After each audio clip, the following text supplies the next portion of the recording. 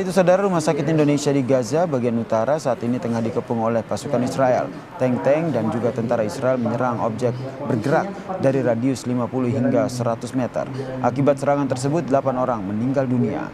Relawan Mercy berharap pemerintah Indonesia berupaya untuk menekan Israel untuk menghentikan blokade di Rumah Sakit Indonesia. Mereka menyerang melalui tank-tank baja yang ada kurang lebih 50 meter atau 100 meter di depan Rumah Sakit Indonesia.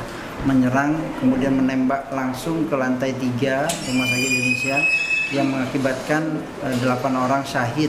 Beberapa orang syahid ini yang sedang dirawat di dalam rumah sakit, para pasien juga. Terus berusaha mendorong kepada pemerintah Republik Indonesia untuk segera melakukan tekanan untuk menghentikan serangan terhadap Rumah Sakit Indonesia. Karena Rumah Sakit Indonesia ini rumah sakit yang didanai dari seluruh rakyat Indonesia. Penyerangan terhadap Rumah Sakit Indonesia artinya menyerang rakyat Indonesia juga.